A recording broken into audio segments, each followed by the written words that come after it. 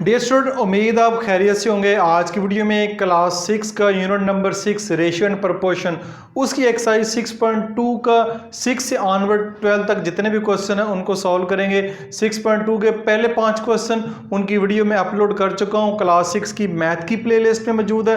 Otherwise YouTube के search bar में आप exercise 6.2 class 6 math by learning zone type करके भी उस वीडियो तक पहुंच सकते हैं। चैनल को अगर अभी तक सब्सक्राइब नहीं किया हुआ, चैनल को लाजमी सब्सक्राइब कर लें। साथ बेल का नोटिफिकेशन ऑन करके अगर ऑल के ऊपर क्लिक कर लेंगे तो मेरी तमाम वीडियोस का नोटिफिकेशन आपको मिलता रहेगा।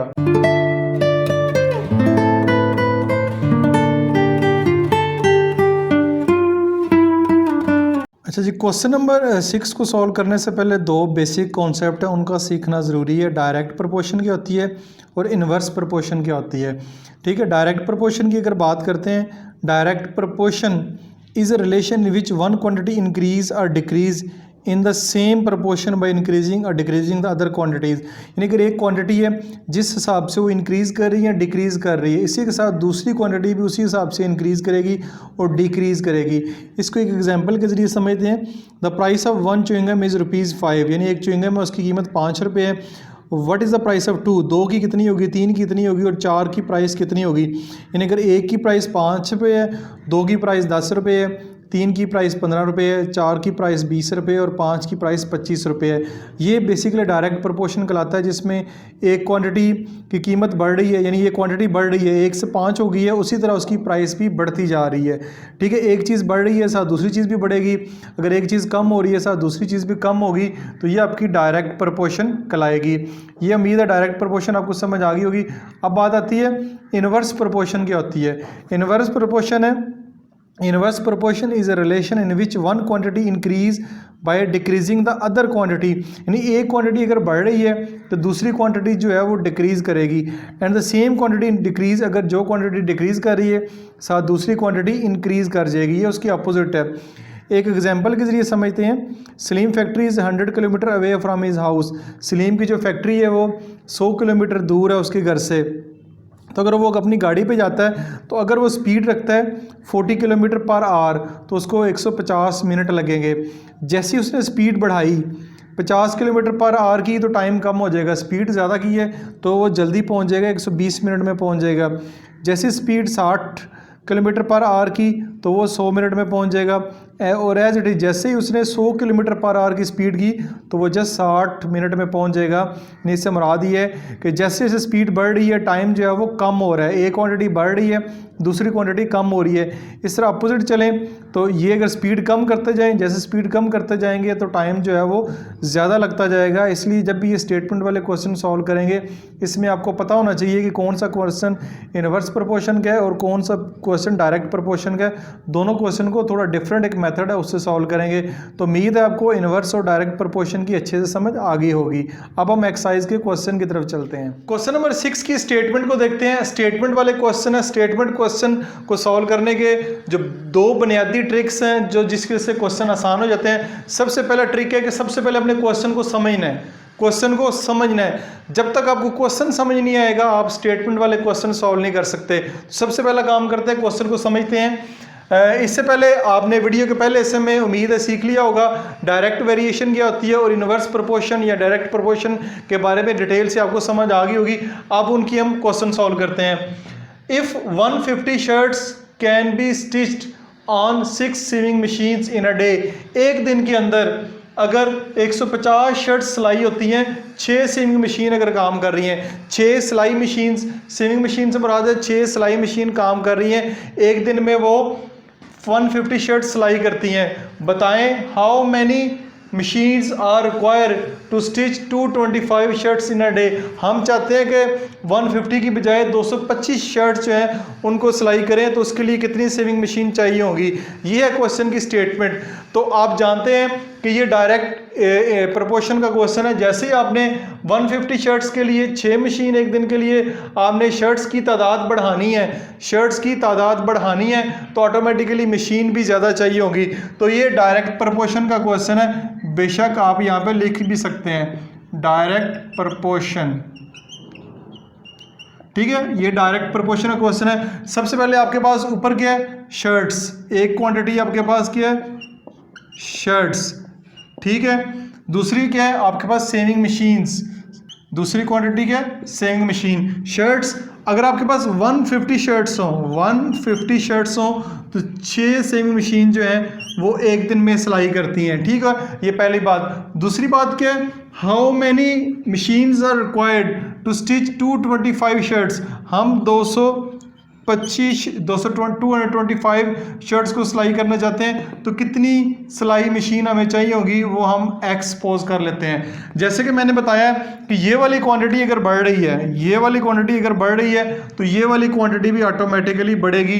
ये 150 है तो ये 225 हो गई, 225 के लिए सिलाई मशीन भी ज़्यादा चाहिए होगी, तो ये डायरेक्ट प्रोपोर्शन का क्वेश्चन है। तो इसका तरीकाकार ये है कि वो इसको लिखेंगे 150 over 225, 150 over 225 is equal to 6 over x, 6 over x ऐसे लिख लें, ठीक है। यहाँ पे ये ऊपर है, ये नीचे है, इसी तरह ये ऊपर है, ये नीचे है। अब क्या करेंगे, यहाँ पे आप दोनों तरफ इक्वल का साइन है और दोनों तरफ फ्रैक्शन है, तो आप क्रॉस मल्टीप्लाई करेंगे, इसको इससे कर दें, इसको आप इससे कर दें। जब क्रॉस मल्टीप्लाई करेंगे तो ये आपके पास आएगा 150 multiply by x is equal to 225, 225 multiply by आपके पास 6 आ जाएगा। अब हमने क्या करना है, x की वैल्यू फाइंड करनी है, x की वैल्यू फाइंड करनी है, x को आप इधर ही रहने दें, 225 multiply by 6 is equal to 150 कर दें, 150 इधर मल्टीप्लाई हो रहा है, इधर जाके डिवाइड हो जाएगा। 6 1 ज़र 6, 6 3 ज़र 6 2 ज़र 12, 3 कैरी जाएगा तो 30 जाएगा, तो आपके पास 6 5 ज़र 30, 25 आ गया। 25 को 225 पे डिवाइड करते हैं तो ये आपके पास आता है 9, क्या आएगा 9। इसको कैलकुलेटर पे डिवाइड करके मैंने चेक किया हुआ है, तो x इज इक्वल टू 9 आपके पास, यानी कि x इज इक्वल टू 9 से मुराद है कि आपको 225 शर्ट सिलाई करने के लिए 9 सिलाई मशीन चाहिए। इसका आंसर जो है वो 9 आ रहा है। उम्मीद है ये पहला क्वेश्चन नंबर 6 यानी इस वीडियो को आपको अच्छे तरीके से समझ आया होगा। अब बारी आती है क्वेश्चन नंबर 7 की। क्वेश्चन नंबर 7 है, if 7 buffaloes gives 56 litre milk, how much milk can we get from 12 buffaloes। बड़े आसान सा क्वेश्चन है। अगर 7 भैंसें आपको 56 लीटर मिल्क दे रही हैं, 7 भैंसें 56 लीटर मिल्क दे रही हैं, तो 12 जो भैंसें हैं buffaloes जो कितना दूध देगी। अगर 7 buffaloes 56 लीटर दे रही हैं तो लाजमी बात है 12 जो buffaloes ज़्यादा दूध देंगी। डायरेक्ट प्रोपोर्शन का क्वेश्चन है, ये भी डायरेक्ट प्रोपोर्शन है। तो सबसे पहले आप लिख लें ऊपर बेशक नंबर ऑफ बुफेलोज और मिल्क है, ठीक है, इन लीटर्स। आपके पास 7 बुफेलोज हैं, 7 बुफेलोज दूध देती हैं आपको 56 लीटर मिल्क, ठीक है। अगर आपके पास 12 बुफेलोज हैं, नंबर ऑफ बुफेलोज 12 हो गई हैं, तो दूध कितने लीटर होगा ये हमने फाइंड करना है। जैसे मैंने बताया डायरेक्ट प्रोपोर्शन का क्वेश्चन है, एक एरो इधर लगा लें, एक एरो इधर लगा लें, ये वैल्यू बढ़ रही है तो ये भी ऑटोमेटिकली बढ़ेगी। डायरेक्ट प्रोपोर्शन का क्वेश्चन है। यहाँ पे आप लिखें 7 over 12 is equal to 56 over x, cross multiply करें, 7 multiply by x is equal to 12 multiply by 56। ये आपके पास आएगा x is equal to 12 multiply by 56 divided by 7। तो यह आएगा, कटिंग करेंगे, 7 1 ज़र 7, 7 8 ज़र 56, आप मल्टीप्लाई करेंगे x is equal to 12 multiply by 8, तो हमारे पास क्या आएगा, x is equal to 12 multiply by 8 96, ठीक है, लीटर, 96 लीटर, क्योंकि मिल्क फाइंड कर रहे हैं, मिल्क जो है लीटर में दिया हुआ है, तो x इज इक्वल टू 96 से मुराद है 12 जो बुफेलोज हैं 96 लीटर जो है वो दूध देगी। उम्मीद है क्वेश्चन आपको समझ आया होगा। अब बारी थी क्वेश्चन नंबर 8 की। क्वेश्चन नंबर 8 है, a farmer has 8 days food for 33 cows. एक किसान है, उसके पास जो खुराक पड़ी है फार्मर उसके काउज के लिए, वो 33 काउज हैं, 33 काउज हैं और 8 दिन के लिए खुराक काफ़ी है उनकी।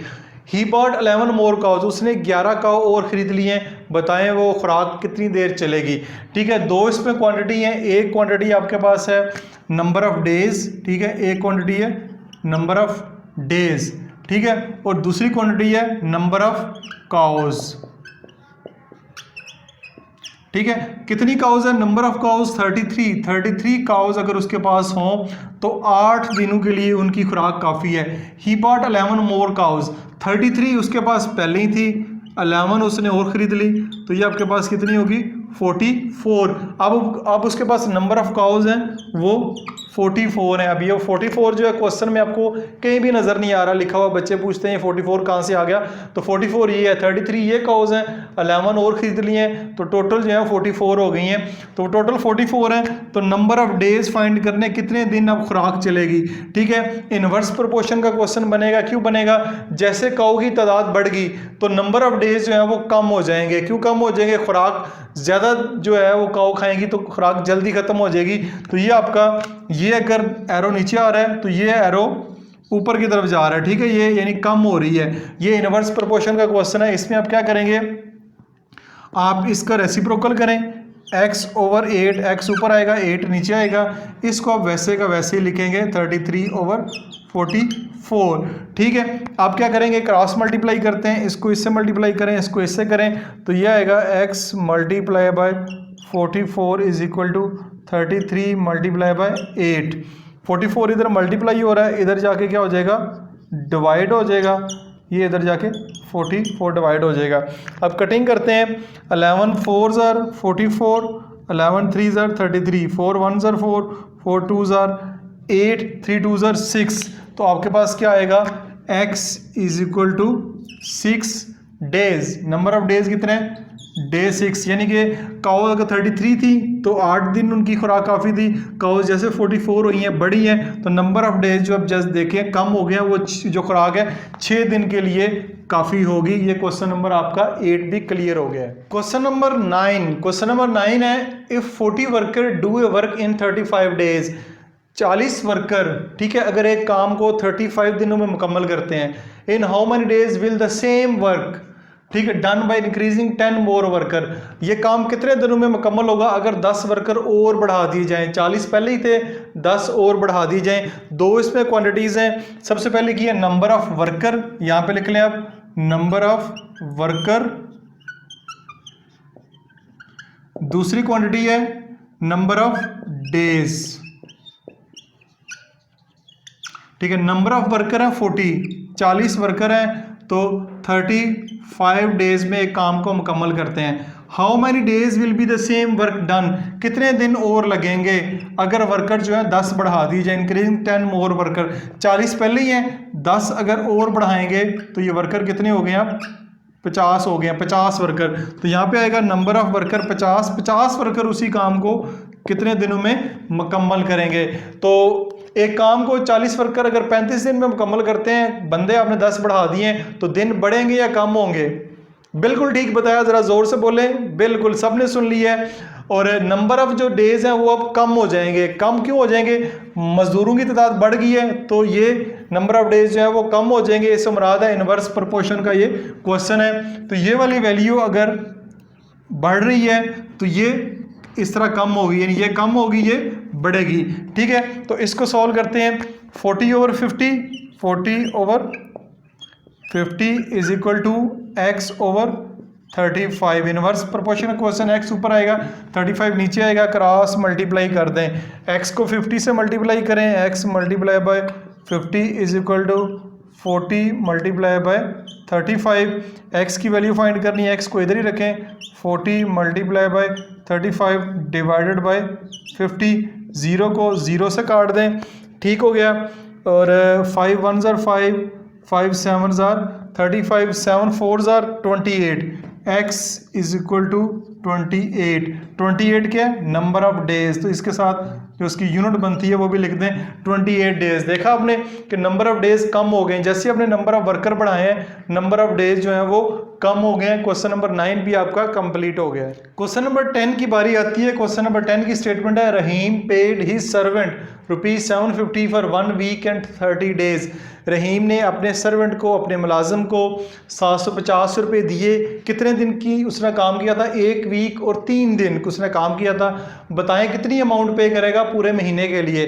ठीक है, तो हमारे पास क्या है, नंबर ऑफ डेज है। सबसे पहले नंबर ऑफ डेज, ठीक है। उसके बाद है उसकी टोटल इनकम या रही पेड पेमेंट, यहाँ पे पेमेंट लिख लें, सैलरी लिख लें, जो लिखना चाहे आप लिख सकते हैं। नंबर ऑफ सबसे पहले नंबर ऑफ डेज के हैं 1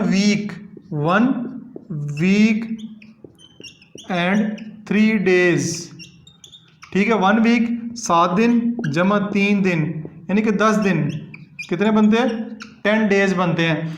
10 डेज के लिए उसने कितने पैसे दिए, 750 रुपये दिए हैं 10 डेज के लिए, ठीक है। नंबर ऑफ पेमेंट जो है रुपीज़ में है, ठीक हो गया। What amount will he pay him for a month, एक महीने के लिए, महीना जो है 30 दिन के कितने देगा, ये आपके पास आ गया। अब 10 दिनों के लिए 750 रुपये हैं, तो 30 दिनों के लिए ऑटोमेटिकली ज़्यादा पैसे होंगे, नंबर ऑफ डेज बढ़ेंगे, पेमेंट भी बढ़ जाएगी, तो ये डायरेक्ट प्रोपोर्शन का क्वेश्चन है। ये वैल्यू अगर बढ़ रही है इस तरह, तो ये वैल्यू भी इस तरह बढ़ेगी, ठीक हो गया। डायरेक्ट वेरिएशन का क्वेश्चन है, ये आपके पास आएगा 10/30 और ये आएगा 750/x, क्रॉस मल्टीप्लाई कर दें, 10 multiply by x is equal to 30 multiply by 750। तो हमने x की वैल्यू फाइंड करनी है, 10 को उधर ले जाएंगे, 30 मल्टीप्लाई बाय 750 डिवाइडेड बाय 10, 0 को 0 से काट दें, ठीक है। तो यहाँ पे क्या आएगा, x is equal to 3 multiply by 750, ये आपके पास आएगा 3 0 ज़र 0, 5 3 ज़र 15, 1 आएगा, 7 3 ज़र 21, 22 रुपीज़, 2250 रुपीज़ आएंगे, ठीक है। यानी कि 30 दिनों के लिए अगर वो काम करेगा उसको 2250 रुपये मिलेंगे। ये क्वेश्चन नंबर 10 भी आपका क्लियर हो गया है। क्वेश्चन नंबर 11 को देखते हैं। A machine start working in 45 minutes at the temperature of 60 centigrade. कोई एक मशीन है, अगर टेम्परेचर 60 सेंटीग्रेड हो तो वो 45 मिनट्स में काम करना शुरू कर देती है। अगर टेम्परेचर जो है वो 75 डिग्री कर दी जाए तो कितनी देर लगेगी उसको, कितना टाइम लगेगा उसको स्टार्ट होने में। तो अगेन दो क्वांटिटीज़ आपके पास, सबसे पहले टाइम है, यहाँ पे लिख लें टाइम, और यहाँ पे लिख लें मिनट्स। टाइम आपके पास मिनट्स में ब्रैकेट में, और दूसरे नंबर पे क्या है, start working in 45 minutes at the temperature, ठीक है। दूसरी जो यूनिट है वो आपके पास है टेम्परेचर, ठीक है, वो आगे लिख लें सेंटीग्रेड में, ठीक है। ये आपके पास सेंटीग्रेड में, सी में लिख लें या सेंटीग्रेड में, ठीक हो गया। अब क्या है, टाइम क्या है 45 मिनट्स, 45 मिनट्स में हो, यानी टेम्परेचर अगर 60 सेंटीग्रेड हो, टेम्परेचर अगर 60 सेंटीग्रेड हो तो 45 मिनट्स में वो काम करना शुरू कर देती है। अगर टेम्परेचर जो है वो 75 सेंटीग्रेड कर दिया जाए तो कितनी देर में स्टार्ट होगी।